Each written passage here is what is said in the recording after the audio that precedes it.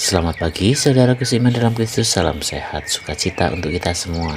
Marilah kita siapkan hati dan pikiran kita untuk mendengarkan firman Tuhan. Tuhan beserta kita sekarang dan selama-lamanya. Inilah Injil Yesus Kristus menurut Lukas bab 7 ayat 11 sampai 17. Dimuliakanlah Tuhan. Yesus membangkitkan anak muda di Nain.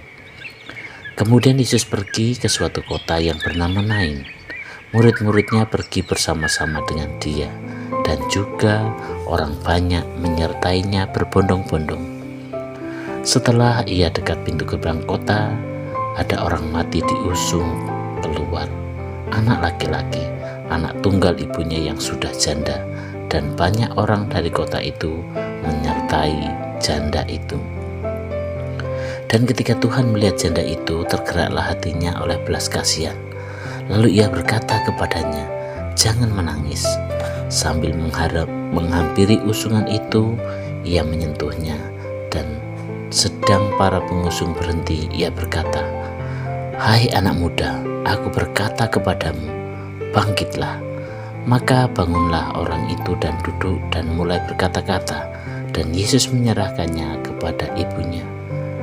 Semua orang itu ketakutan, dan mereka memuliakan Allah sambil berkata, "Seorang nabi besar telah muncul di tengah-tengah kita, dan Allah telah melawat umatnya." Maka tersiarlah kabar tentang Yesus di seluruh Yudea dan di seluruh daerah sekitarnya. Demikianlah sabda Tuhan, terpujilah Kristus. Selamat pagi para saudaraku seiman dalam Kristus. Melalui Injil hari ini kita mendengar kisah yang sangat menyentuh hati. Yesus memasuki sebuah kota bernama Nain. Di sana ia melihat sebuah iringan-iringan yang sedang mengantar jenazah seorang anak muda, satu-satunya anak dari seorang janda. Coba kita bisa bayangkan betapa sedih dan hancur hati sang ibu. Suaminya sudah tiada. Kini satu-satunya harapan hidupnya pun meninggal. Namun Injil menuliskan sebuah kalimat indah. Hati Yesus tergerak oleh belas kasihan. Saudaraku seiman dalam Kristus, dalam kisah ini akhirnya Yesus mendekati perempuan itu, menenangkan hatinya, lalu menyentuh usungan jenazah, dan dengan kuasanya berkata, "Hai anak muda, bangkitlah." Ketika itu juga anak muda itu hidup kembali dan diserahkan kepada ibunya. Saudaraku yang terkasih dalam Kristus, sebenarnya apa pesan bagi kita? Yang pertama adalah Yesus peduli pada penderitaan kita. Dalam kehidupan ini kita seringkali merasa sendiri dalam kesedihan, seolah tidak ada yang mengerti. Namun Injil ini menunjukkan bahwa Yesus hadir, melihat air mata kita, dan hatinya tergerak, penuh belas kasih. Dia bukan Allah yang jauh, tetapi Allah yang dekat dengan luka hati manusia. Yang kedua adalah kuasa Yesus membawa kehidupan baru. Bagi dunia, kematian adalah akhir dari segala-galanya. Tetapi bagi Yesus tidak ada yang mustahil. Ia berkuasa mengubah duka menjadi sukacita.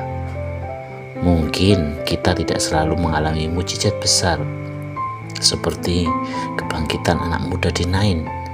Tetapi setiap kali hati kita dikuatkan, setiap kali kita mampu bangkit dari keputusasaan, disitulah Yesus sedang membangkitkan kita.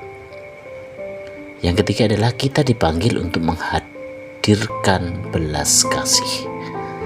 Perbuatan Yesus menjadi teladan, menjadi contoh yang real. Sebelum melakukan mukjizat, ia terlebih dahulu berbelas kasih. Dalam kehidupan sehari-hari, kita pun dipanggil untuk peka melihat orang di sekitar kita yang sedang berduka, kesulitan, atau merasa sendiri. Dengan sikap peduli, kata-kata penghiburan, dan uluran tangan, kita bisa menjadi perpanjangan kasih Yesus. Saudaraku seiman dalam Kristus, mari kita percaya tidak ada kesedihan yang terlalu berat bagi Yesus. Dia selalu datang untuk menguatkan, menghibur, dan memberi kita kehidupan baru. Dan marilah kita juga belajar menghadirkan kasih-Nya agar dunia merasakan bahwa Allah sungguh hidup dan bekerja melalui kita.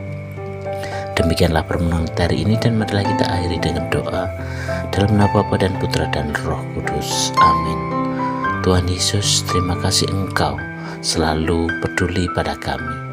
Ajarilah kami untuk percaya pada kuasa-Mu yang membawa kehidupan baru, dan mampukan kami menjadi pembawa penghiburan bagi orang-orang di sekitar kami, bagi sesama kami. Amin. Dalam nama Bapa dan Putra dan Roh Kudus. Amin.